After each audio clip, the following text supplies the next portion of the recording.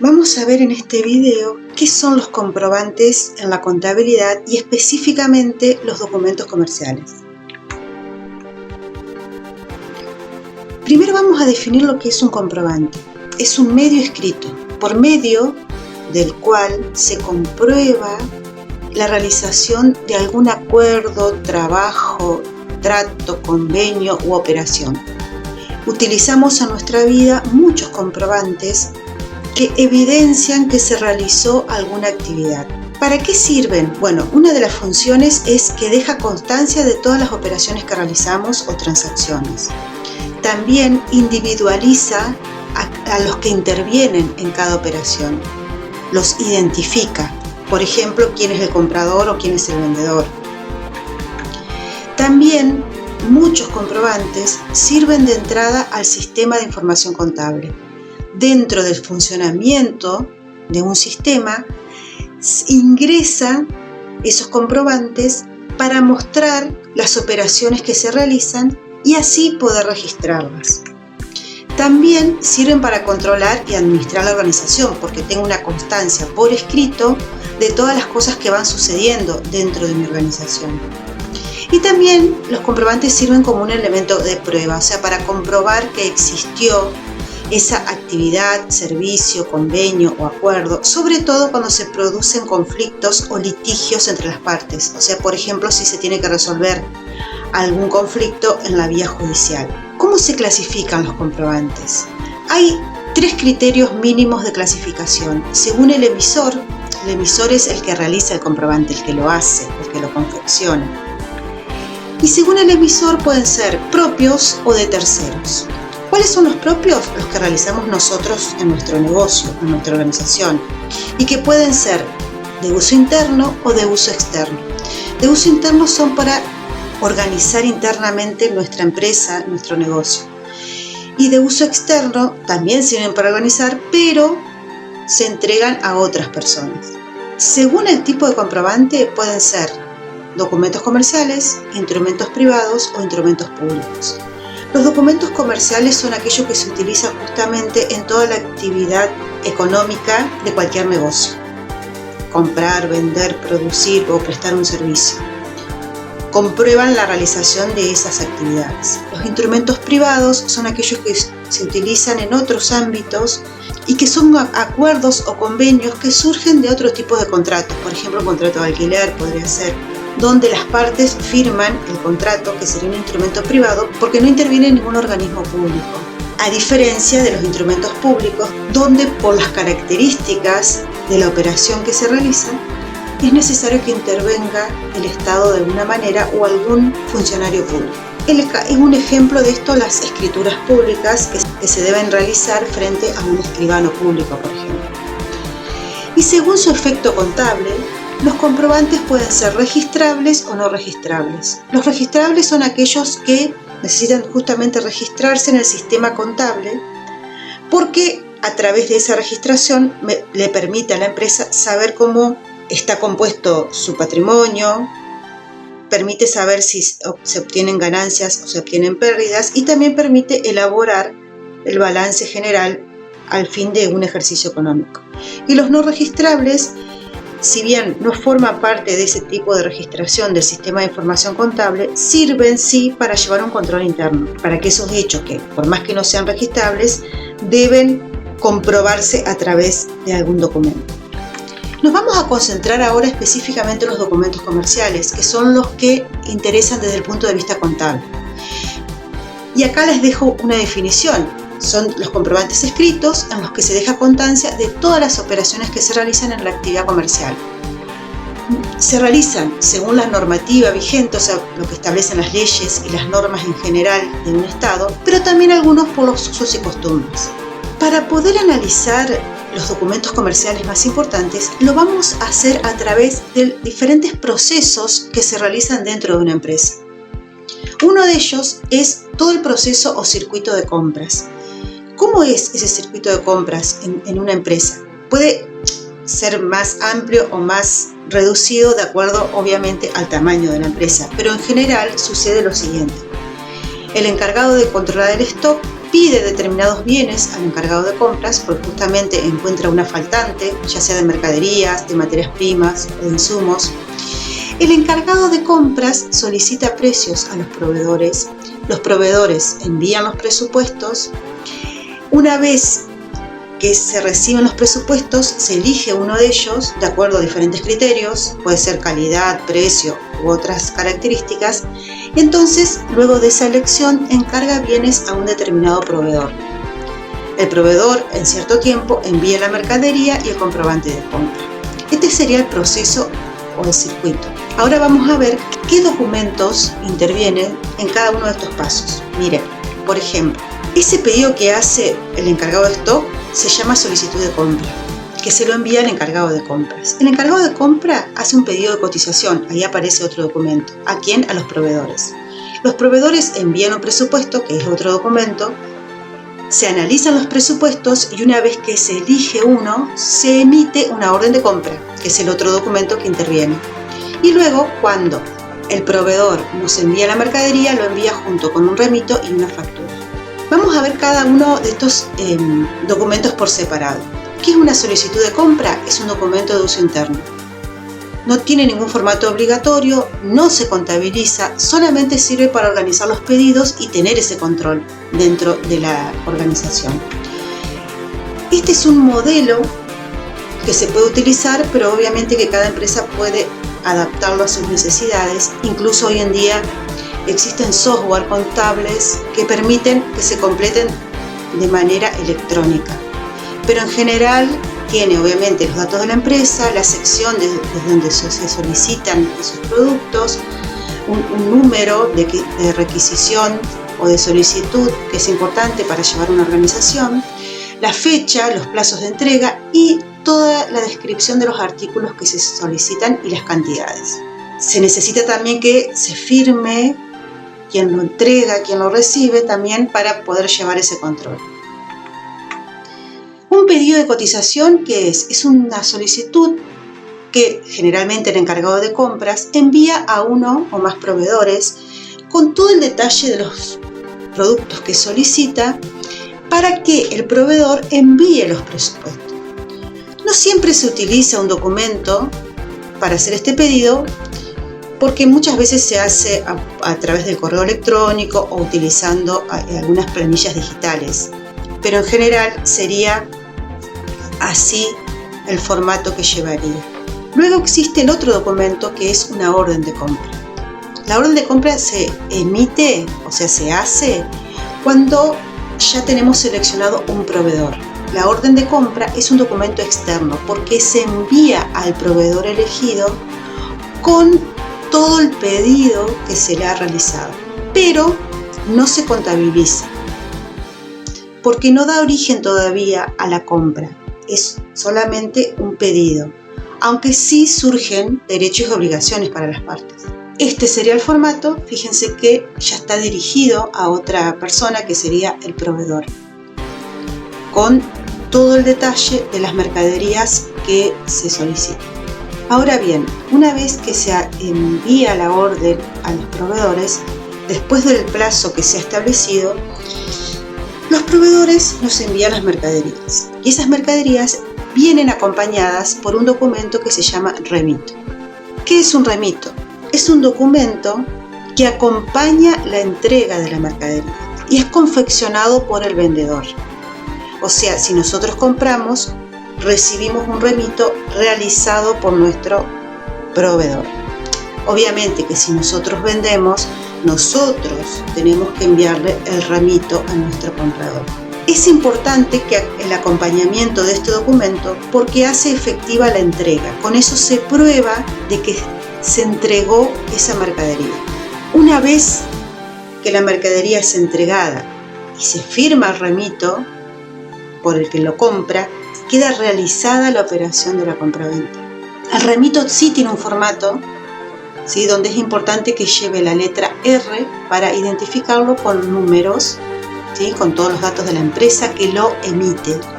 Siempre en el encabezado de cualquier documento, en la parte de arriba, va los datos de la empresa que confecciona el documento. Y luego a quién va dirigido. El remito se hace por triplicado. El original queda para el comprador, el duplicado para el vendedor y el triplicado para la empresa de transporte. Si bien el remito perfecciona la compra-venta, no se registra. Sí se archiva para llevar un control.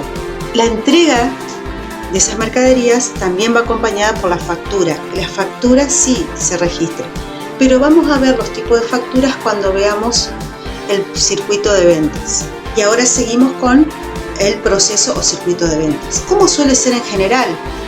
Generalmente el cliente pide determinados bienes al vendedor. El vendedor lo que hace es solicitar las mercaderías para ver si se encuentran en stock, y el encargado de ventas, por ejemplo, aprueba la solicitud de mercaderías una vez que comprueba de que existen, y se envía o se entrega la mercadería y el comprobante. Vamos a ver ahora los documentos que intervienen. Dijimos que está el pedido del cliente. El documento interno para solicitar los productos se llama nota de venta. El encargado aprueba esa nota de venta cuando chequea que existen esos artículos en stock, y se envía los documentos remito y factura. Así como vimos con la compra, la venta pasa lo mismo, pero ahora nosotros somos los que realizamos el remito y la factura. Vamos a ver cada documento por separado. ¿Qué es una nota de venta? Es un documento interno que lo hace el vendedor en base a un pedido que ha sido solicitado por el cliente, donde se detalla todos los bienes solicitados. No se registra porque, como les decía, es un documento interno. Muchas empresas lo pueden utilizar o no, y muchas veces se hacen de manera digital. Estos serán los datos que lleva la nota de venta. Vamos a hablar ahora de un documento que es muy importante, que se denomina factura. Es el documento principal de una operación de compraventa, porque justamente con la emisión de la factura queda realmente concreta y concluida la operación. Recordemos que con el remito comprueba la entrega de las mercaderías, y la factura es un comprobante de la operación monetaria que se ha realizado. De todo el proceso que hemos visto, las facturas sí se registran y sirven también como medio de prueba de que existió esa operación. Hay distintos tipos de facturas. Los tipos de facturas están reguladas por la AFIP. La AFIP es la Administración Federal de Ingresos Públicos, y hace varios años ha determinado los formatos de facturas que se deben realizar, que tienen que ver con la condición que el contribuyente tenga frente al IVA. El IVA es el impuesto al valor agregado. Y vamos a ver que principalmente hay tres tipos de factura. La factura A, que la emite o la realiza un responsable en cripto cuando le vende a otro responsable en cripto. ¿Responsable en cripto en qué? En IVA. Recordemos que siempre está relacionado con ese impuesto. Después existe otra factura, que es la factura B, que también la hacen los responsables en criptos, pero cuando le venden, ¿a quién? A monotributistas, a consumidores finales o a exentos. O sea, cuando le vende a cualquier otro que no sea un responsable en cripto. Entonces, la factura A y la factura B siempre las hace un comerciante que sea responsable en cripto. Y la factura C la realizan el resto de comerciantes, que serían los monotributistas o exentos en el IVA. Hay algunas actividades que están exentas de pagar IVA, entonces por eso se llaman exentos de IVA, y tienen que emitir una factura C. Vamos a ver cuál es el formato de la factura. Fíjense, la factura A, que dijimos, tiene una característica. Como se hace a otro responsable en cripto, es importante saber que en esta factura la diferencia que tiene es que se discrimina el IVA. O sea, ¿qué quiere decir? Que se pone aparte el IVA de la operación, porque es importante saber de esa venta qué partecita es el IVA. ¿Pero por qué es eso? Porque el IVA se va trasladando de comerciante en comerciante para que en definitiva lo termine pagando el consumidor final. Entonces, cada comerciante necesita saber, para poder registrarlo y luego cargarlo en las siguientes operaciones, cuál es el IVA. ¿Y por qué el responsable en cripto? Porque es el encargado de juntar todo ese IVA que va cobrando y después depositárselo a la AFIP, que en definitiva es el ente recaudador de este impuesto. Ahora bien, la factura B, dijimos que lo hacen también los responsables inscriptos, pero cuando le venden a los monotributistas, a los consumidores finales o exentos. ¿Cuál es la característica? Que no se discrimina el IVA. Ahora, ¿está el IVA? Sí, está incluido en el total de la operación. Pero ni al monotributista, ni al consumidor final, ni al exento le interesa saber específicamente ese monto porque no tienen obligación de pagar ese monto a la AFIP como intermediario, digamos, de ese impuesto. Entonces, si bien está el IVA en el precio, lo paga incluido en el precio final. Esa es la única diferencia entre la factura A y B. ¿A quién va dirigida? O sea, las dos facturas las realiza un responsable inscripto. La diferencia es a quién le hace la factura. Y la factura C es aquella que realizan los monotributistas o exentos en IVA. Es muy parecida a la factura B, con el detalle que para diferenciarla tiene otra letra.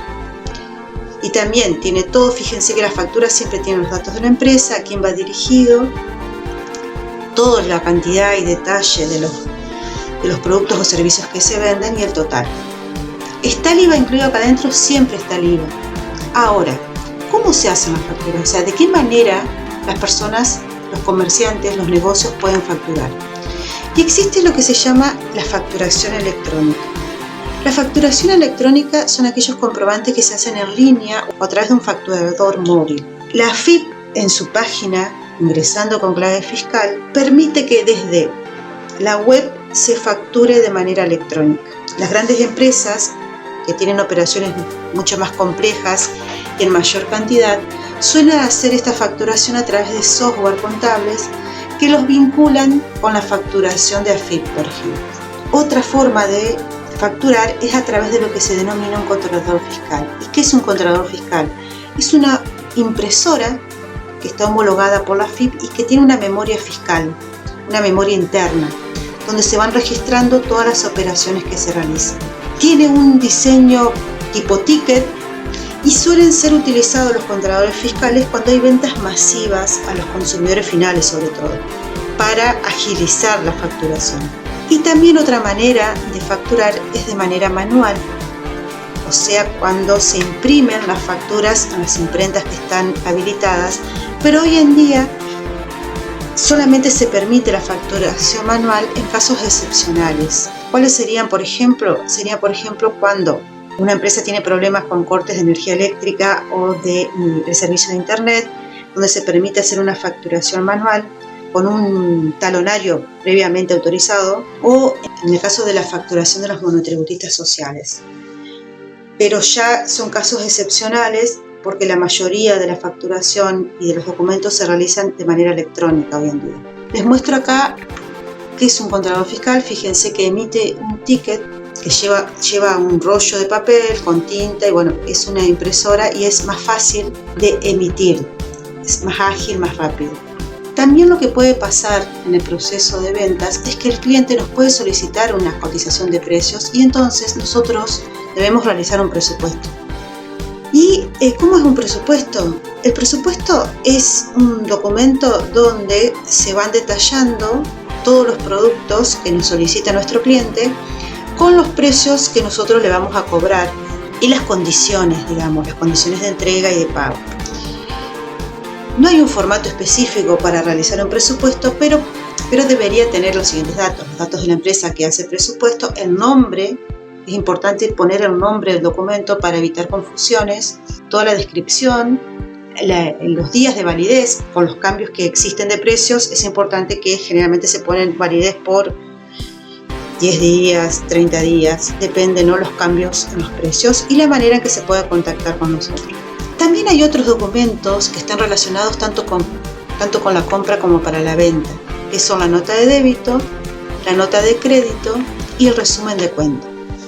¿Qué es una nota de débito? Es un comprobante que el vendedor le envía al comprador para cobrar sumas de dinero que no se incluyeron en las facturas. Por ejemplo, yo hago una factura como vendedor y me olvido de agregarle unos intereses porque le vendí en cuotas, por ejemplo.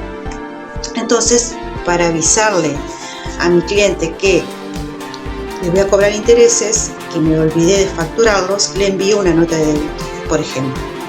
La nota de crédito es al revés, también la hace el vendedor y se la envía al comprador para descontar o disminuir sumas que han sido facturadas o importes que han sido ya facturados. Se puede enviar una nota de crédito si se hace una bonificación, algún descuento que no se incluyeron en la factura, o si se cobraron bienes de más. Pero también es importante saber que la nota de crédito es muy útil para anular las facturas electrónicas.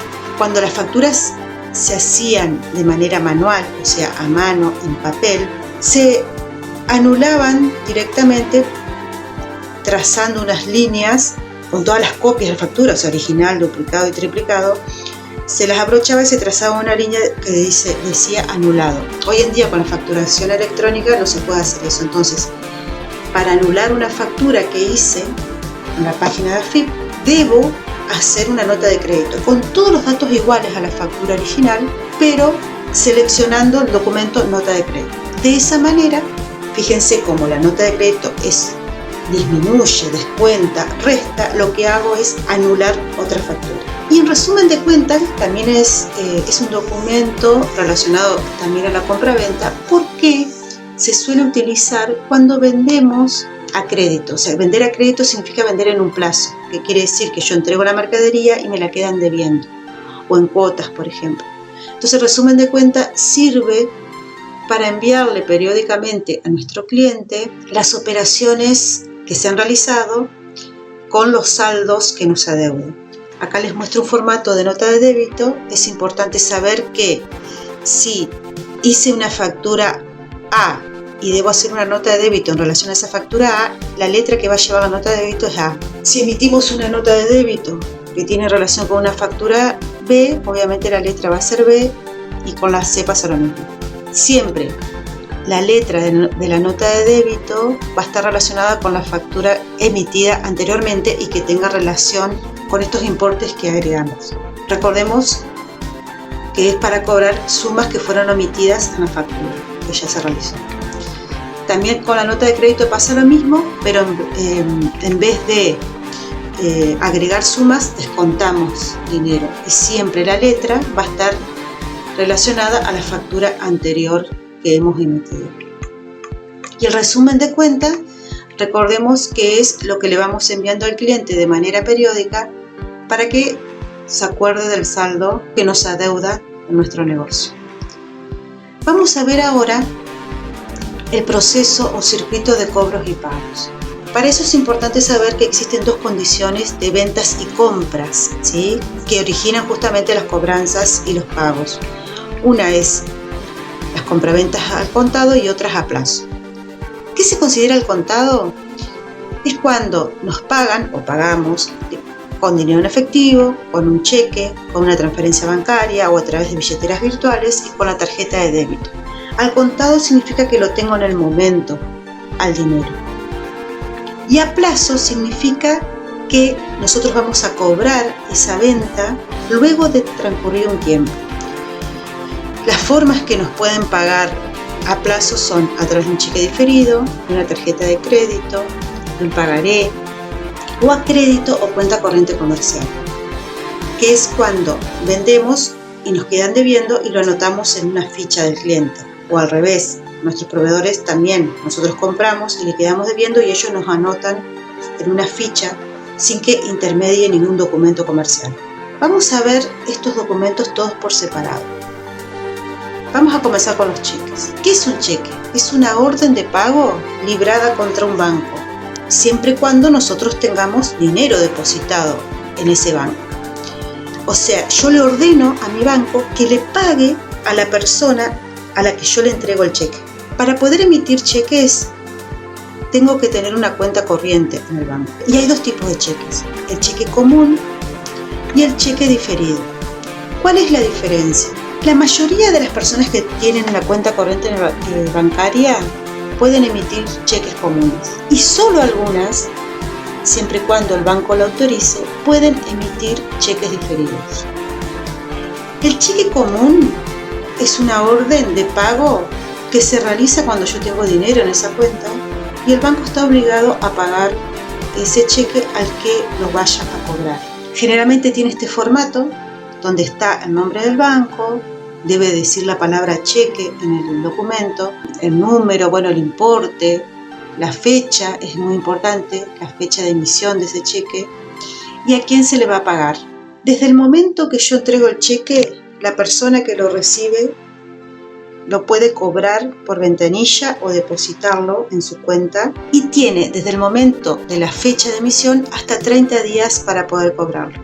Siempre debo tener fondos depositados en la cuenta. Se sanciona a las personas que emiten cheques sin fondos. El cheque diferido, como la palabra lo dice, diferido significa que no lo hago para cobrar hoy, sino más adelante. Entonces, aparte de la fecha en la que se emite el cheque, un cheque diferido va a decir también en qué fecha se va a pagar. ¿Sí? Fíjense que el plazo que puedo determinar de pago es hasta un año. Entonces, el cheque común se considera que es un pago al contado, porque lo puedo cobrar en el momento y tengo hasta 30 días. El cheque diferido, en cambio, se considera que está dentro de las compraventas a plazo, porque debo esperar a la fecha que se determina en ese cheque para poder cobrarlo o depositarlo. También se puede cobrar o pagar a través de transferencias. Las transferencias pueden ser bancarias o a través de las billeteras virtuales. Todas emiten un comprobante. Una transferencia bancaria se puede realizar a través del home banking que tienen las entidades bancarias. El comprobante es digital y en las billeteras virtuales pasa lo mismo. Hoy en día se utilizan mucho los pagos y los cobros a través también de los códigos QR, que también es un comprobante de pago digital que se realiza también a través, lo ofrecen el código QR también los bancos, las billeteras virtuales, a través de diferentes aplicaciones que existen y facilitan el cobro y el pago de nuestras compras y ventas. Otro medio de cobro y pago son las tarjetas. Existen las tarjetas de débito y las tarjetas de crédito. ¿Cuál es la diferencia? En una tarjeta de débito debemos tener dinero depositado en una caja de ahorro o en una cuenta corriente. ¿Por qué? Porque el pago se carga directamente, es automático. Pasamos la tarjeta y automáticamente se descuenta ese dinero que estamos pagando del saldo que tiene el titular de la tarjeta en su cuenta. Y las tarjetas de crédito, en cambio, permiten hacer pagos sin necesidad de tener fondos en una cuenta, ya que los bancos y las tarjetas ponen a disposición para el titular una cierta cantidad de dinero, pero de crédito, o sea, compro ahora y pago más adelante. Para poder trabajar con tarjetas como negocio, tengo que tener una terminal POS. ¿Qué es la terminal POS? Es este dispositivo donde de manera automática se produce el cobro de las ventas a través de la inserción de la tarjeta con los chips que tienen las tarjetas, a través del deslizamiento con la barra magnética que es por el costado, o hoy en día también a través del acercamiento. La terminal POS lee automáticamente los datos de la persona que está pagando. También es importante destacar que para nosotros recibir, si somos un negocio, recibir esos pagos tanto de débito como de crédito, es importante tener una cuenta en alguna entidad bancaria, o también se permite en este momento en algunas billeteras virtuales para que podamos recibir ese dinero. También es importante saber que, de acuerdo al banco o las billeteras, no vamos a recibir la totalidad del valor que vendimos, sino que nos descuentan, estos intermediarios nos descuentan algunas comisiones. En las compraventas a plazo suelen aparecer ciertos documentos que algunos, como en el caso de pagaré, no se utilizan tanto en la práctica mercantil, sino sí en otras actividades bancarias o de préstamos, por ejemplo. ¿Qué es un pagaré? En esta imagen se ve un talonario de pagaré, ya que antes se compraban o se siguen comprando, digamos, en las librerías los talonarios, porque el pagaré es un documento donde una persona se compromete a pagar a otra una suma de dinero en un plazo X, ¿sí? Por eso se dice que el pagaré es una promesa de pago.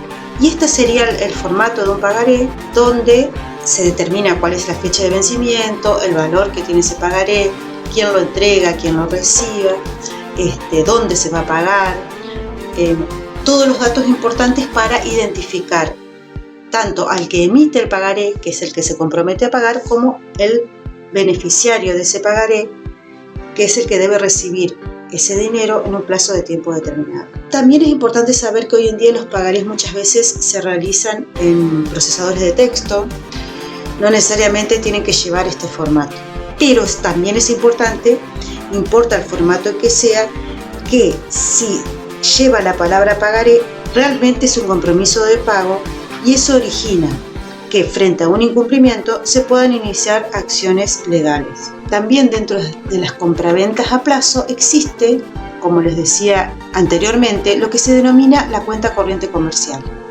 La cuenta corriente comercial es cuando vendemos a crédito sin documentar, o sea, no hay un documento, o sea, no hay un pagaré de por medio. Simplemente se anotan a nombre de cada cliente los créditos que les vamos otorgando, o sea, cuando los compren y nos van pagando en un plazo determinado. Puede ser que nos paguen el monto total a 30, 60, 90 días, depende del plazo, o que no vayan pagando en cuotas. Es algo que se suele utilizar entre comerciantes, por ejemplo, cuando un minorista le compra a un mayorista, que le da una cuenta corriente, la facilidad para comprar y pagarlo más adelante. Y generalmente tiene este formato, pero también se pueden hacer planillas de Excel donde voy registrando los saldos de los clientes. Otro documento importante dentro del circuito de cobros y pago es lo que se denomina recibo. ¿Qué es un recibo? Es un comprobante que tiene que realizar el vendedor, donde deja constancia de que recibió dinero u otros valores, ¿sí? Dinero en efectivo, puede ser un cheque, puede ser una transferencia, pero se emite el recibo justamente para comprobar de que se recibió ese dinero. Cuando nosotros hacemos ventas al contado, generalmente no se emite el recibo porque ya con la factura se comprueba de que la persona compró y pagó. Los recibos se suelen utilizar cuando los pagos se realizan posteriormente a la venta, cuando me pagan a 30, 90, 60 días, me van pagando en cuotas. Entonces es importante dejar registrado los pagos que vamos recibiendo. O al revés, si nosotros somos los que tenemos que pagar, ¿sí? Nuestro proveedor, por ejemplo, nos va a hacer un recibo cada vez que le entreguemos sumas de dinero. Esto ha sido en general la explicación de los documentos más importantes que intervienen en las operaciones comerciales, como así también los medios de cobro y de pago. Para ver cada documento en particular, pueden seguir una playlist donde tengo explicado cada uno de los documentos por separado en videos cortos de no más de 1 minuto.